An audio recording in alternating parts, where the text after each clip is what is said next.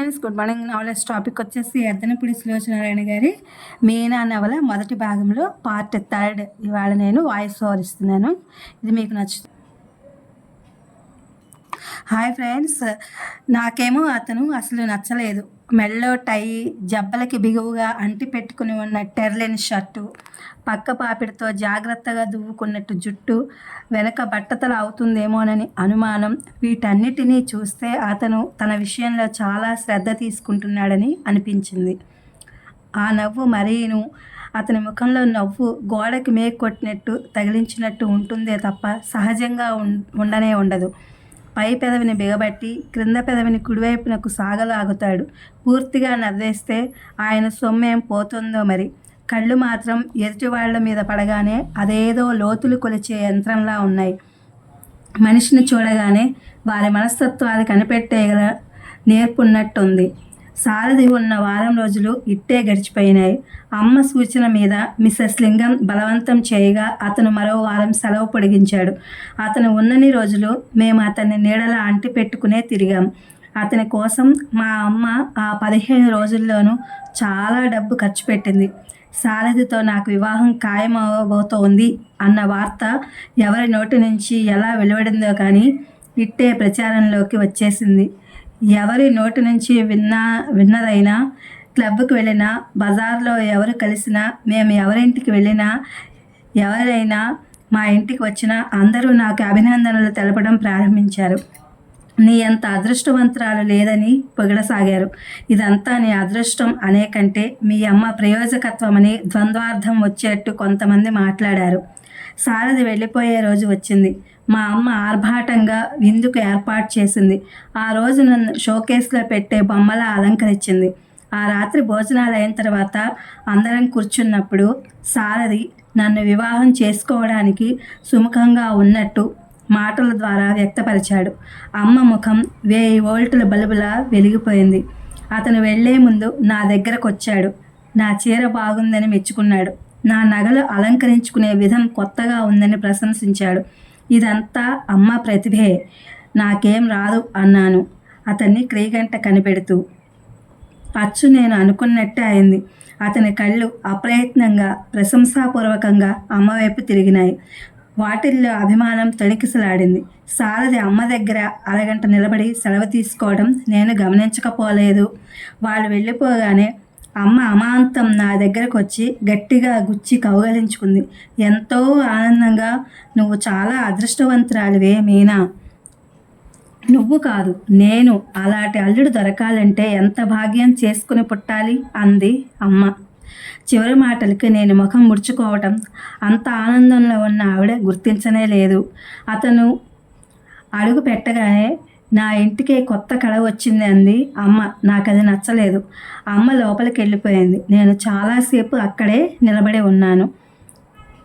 ఇల్లు మాటుమణిగింది. ఉదయం నుంచి విశ్రాంతి లేకుండా గిరగిరా తిరిగిన అమ్మ అలసిపోయిన దానిలా త్వరగా నిద్రపోయింది. తాయారమ్మ ఇంకా ఇల్లు సర్దుతూనే ఉంది. నేను మెల్లగా పైకి వెళ్ళి చప్పుడు కాకుండా నాన్న గది తలుపులు తోశాను. గదిలో టేబుల్ లైట్ వెలుగుతూనే ఉంది. నాన్న ఇంకా మేలుకునే ఉన్నారు. నేను తలుపు తెరిచి లోపలకు తొంగి చూడగానే ఆయన, ఏం మీనా అన్నారు. లోపలికి వస్తాను నాన్నగారు. రా. లోపలికి వెళ్ళాను. ఆయన మంచం మీద పడుకుని ఉన్నారు. నిద్ర రావటం కోసం కాబోలు చేతిలో పుస్తకం ఉంది. నేను వచ్చి మంచం ప్రక్కన ఉన్న టేబుల్ని ఆనుకుని నిలబడ్డాను. ఆయన వెంటనే ఏం కావాలి అని అడగలేదు. నన్ను నేను కూడా ఎందుకో వచ్చానో చెప్పలేదు. కొద్దిసేపు అయిన తర్వాత మెల్లగా పిలిచాను. నాన్న. ఏమ్మా, ఇవాళ మీకు చాలా సంతోషంగా ఉందా నాన్న? ఆయన వెంటనే సమాధానం చెప్పలేదు. కళ్ళజోడ తీసి తలెత్తి నా వైపు చూశారు. రెప్ప వాల్చకుండా నా ముఖంలోకి చూస్తూ నా ముఖం ద్వారా నా మనసులోని ఆలోచన పసిగట్టాలని ప్రయత్నిస్తున్నారు. అమ్మ ఈరోజు అంత సంతోషంగా ఉందేం నాన్న? చీర అంచును లాగుతూ అన్నాను. అల్లుడు వస్తున్నాడని కావచ్చు. నాన్న నవ్వబోయారు, కానీ నవ్వు రాలేదు. మరి మీకు లేదా? మీరు మామూలుగానే ఉన్నారేం? నాకు సంతోషంగానే ఉంది మీనా. కొంతమంది మనసులోని భావాలు పైకి బాహాటంగా ప్రదర్శిస్తారు, కొంతమంది ప్రదర్శించలేరు, అంతే తేడా. నేను నిట్టూర్పు విడిచాను. సారథి గురించి మీ ఉద్దేశం ఏమిటి నాన్న? చాలా తెలివిగలవాడు, కడు సమర్థుడు, మంచివాడు అనే మాట నాన్న నోటి నుంచి రాలేదు. ఆ విషయం నేను వెంటనే పసిగట్టాను. తెలివిగలవాడు, సమర్థుడు అయిన వాడిని భర్తగా పొందిన స్త్రీ జీవితం ఎలా ఉంటుంది నాన్న? నాన్న మళ్ళీ నా వైపు చూశారు. తర్వాత నిదానంగా అన్నారు, ఆ రెంటికి మంచితనం, మమత తోడు అయితే స్వర్గం అవుతుంది స్త్రీ జీవితం. లేకపోతే లేకపోతే చెప్పలేం. అలాంటి వాడిని పంచుకున్న స్త్రీ మనస్తత్వం మీద ఆధారపడి ఉంటుంది. భార్య కూడా తెలివితేటలు గలదై నేర్పరైతే ఇద్దరు యుద్ధంలో ప్రత్యర్థుల్లా అవుతారు. వారి జీవితాలు రణరంగమే అవుతుంది. అలా కాకుండా భార్య కాస్త నమ్రత కలది, వినయ విధేయతలు కలది అయితే యజమాని సేవకుల బాంధవ్యం ఉపమానం అవుతుంది. ఇదంతా ఇప్పుడు ఎందుకమ్మా? సారథితో నాకు వివాహం అయితే ఎలా ఉంటుందో నేను ఆలోచించి చూసుకుంటున్నాను. నాన్న నా వైపు చూశారు. మా ఇద్దరి కళ్ళు కలుసుకున్నాయి. ఆయన నయనాల్లో ఆపేక్ష, ఆదరణ తొంగి చూసింది. నా కళ్ళల్లో కృతజ్ఞత తొణికేసలాడింది. ఆయన మెల్లగా నా చేయి అందుకుంటూ అన్నారు, చూడు మీనా, ఇంతవరకు నేను ఎప్పుడూ అడగలేదు. ఇలా అడిగే అవసరం వస్తుందని ఎన్నడూ అనుకోలేదు కూడా. ఇలాంటి విషయాల్లో నీ అభిప్రాయం గుర్తించాలనే తెలివితేటలు కానీ నేర్పు కానీ మీ అమ్మకి లేవు అన్న సంగతి నాకు తెలుసు. చెప్పమ్మా, నీ ఊహల్లో భర్త అంటే ఎలా ఉండాలని చిత్రించుకుంటున్నావు? అనుకోకుండా హఠాత్తుగా ఎదురైన ఈ ప్రశ్నకి వెంటనే సమాధానం చెప్పలేకపోయాను నేను. చెప్పమ్మా, సంకోచించకు. నాకు ఇప్పటి వరకు ఎలాంటి ఊహలు లేవు నాన్న. మా ఇద్దరి మధ్య నిశ్శబ్దం ఏర్పడింది. సారథి గురించి నీకు ఎలాంటి అభిప్రాయం ఏర్పడిందమ్మా? మెల్లగా ఎంతో మృదువుగా అడిగారు ఆయన. మీరన్నట్టు అతను చాలా తెలివిగలవాడు. అతను అలా అన్ని విషయాల్లోనూ ఏకధాటిగా మాట్లాడేస్తుంటే అందులో ఒక్కటి కూడా నాకు సరిగ్గా తెలియదు. నాకు నేనే చాలా అల్పురాలని అనిపించాను. అదే కాదు, ఇంకొకటి కూడా నాకు బాగా తెలిసింది. అతని ప్రవర్తనలో కనిపిస్తున్న ఆ అణకువ, ఆ నిదానం, ఆ అతి వినయం, మర్యాద ఇవి స్వతసిద్ధంగా వచ్చినవి కావని, తెచ్చిపెట్టుకున్నవని అవి బాగా తెలుస్తోంది. ఒక్క మాటలో చెప్పాలంటే అవన్నీ అమ్మ లక్షణాలు. అమ్మ వ్యక్తిత్వం లాంటి వ్యక్తిని నేను చస్తే భర్తగా స్వీకరించను. నా జీవితానికి ఒక నియంత చాలు. మీనా, మీరు అమ్మతో చెప్పండి. మొదటి చూపులోనే సారథి అంటే నాకు బోరు కొట్టింది. అతని సమక్షంలోనే నేను గొంగళి పురుగులా ముడుచుకుపోతాను. హాయిగా నవ్వలేను, నిర్భయంగా మాట్లాడను లేను.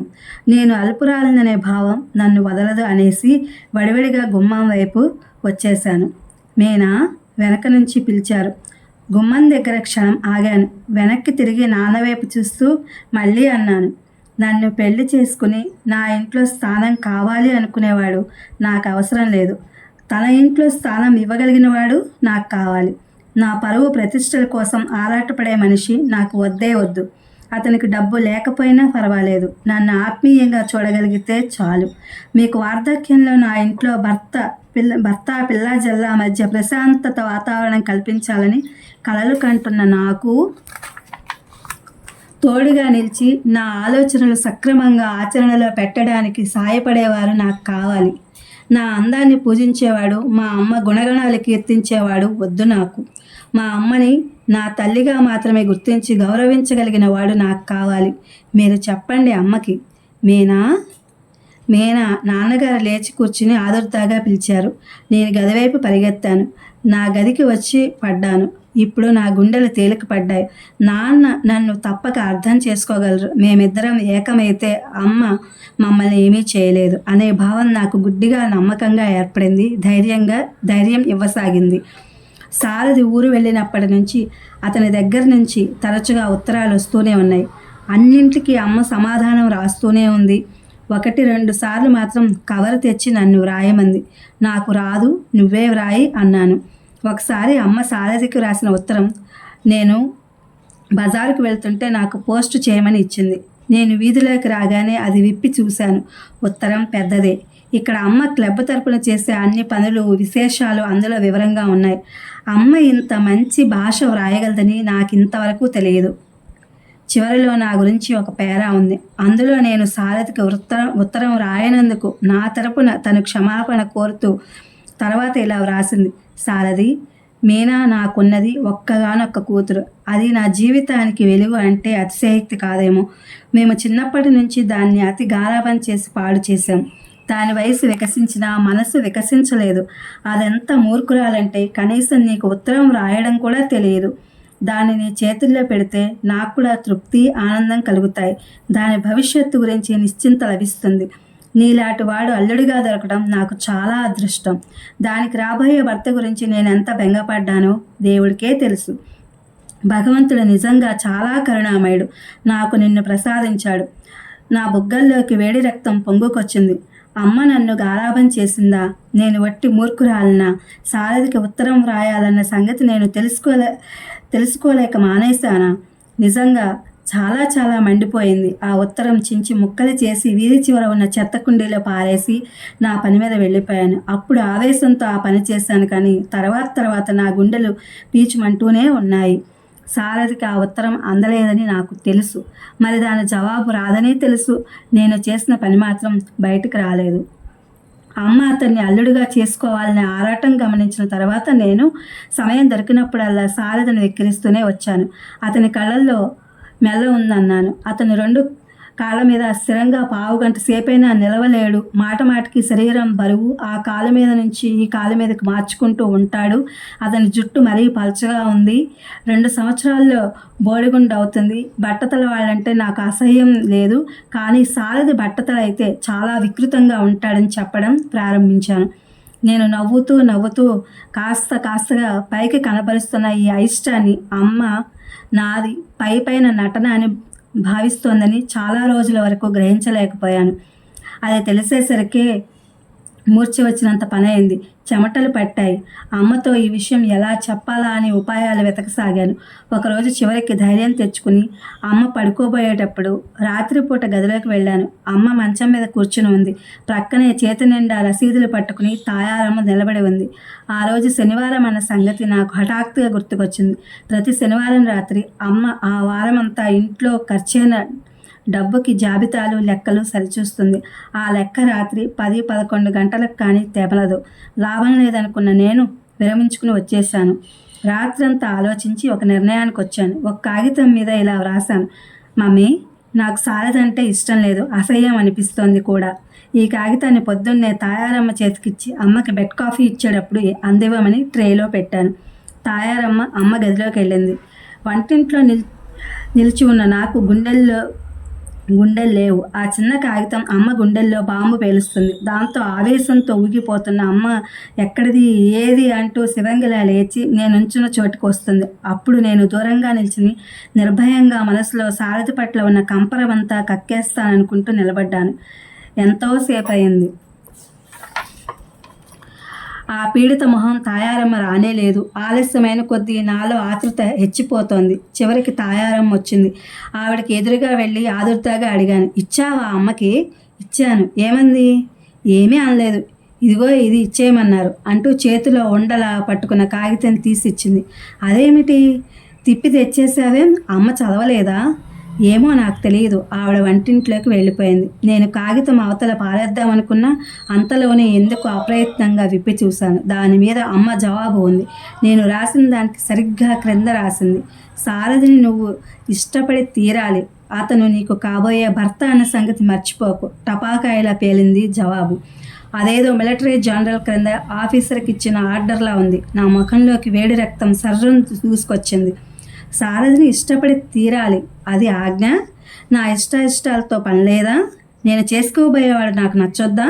అమ్మ నియంతృత్వం ఈ ఇంట్లో ఎప్పుడు నశిస్తుందో ఎప్పటికీ నశించదు. రాజు పతనం అయితే కదా రాజ్యం శిథిలమయ్యేది. అమ్మలాంటి వ్యక్తుల కంఠంలో ఊపిరి ఉండగా అలా జరగనివ్వరు. ఇందుకు ఒక్కటే మార్గం: నేను ఇంట్లోంచి వెళ్ళిపోవాలి. ఆ సాయంత్రం నాన్నకి నేను జరిగిందంతా చెప్పాను. సారథి అంటే నీకు ఇష్టం లేకపోతే నువ్వు చేసుకోవాల్సిన అవసరం నీకేం లేదు. బలవంతంగా చేసే అధికారం మీ అమ్మకి అసలే లేదు అన్నారు ఆయన గంభీరంగా. అమ్మ వాళ్ళ క్లబ్ తరపున మెంబర్లందరినీ ఈసారి డార్జిలింగ్, నైనిటాల్ మొదలైనవి చూసి రావడానికి తీసుకెళ్లే ఏర్పాట్లు జరిగాయి. అమ్మ ఇలా తామంతా వెడుతున్నట్లు సారథికి ఉత్తరం రాసింది. ఆ ఉత్తరం అందినట్టు జవాబు రాలేదు. కానీ సరిగ్గా వాళ్ళ ప్రయాణం రేపు రాత్రి అనగా సారథి దగ్గర నుంచి ఉత్తరం వచ్చింది. అందులో తను ఇది ఫ్రెండ్స్ ఇవాళ పార్ట్ 3గా నేను మీకు వాయిస్. కానీ సరిగ్గా వాళ్ళ ప్రయాణం రేపు రాత్రి అనగా సారథి దగ్గర నుంచి ఉత్తరం వచ్చింది.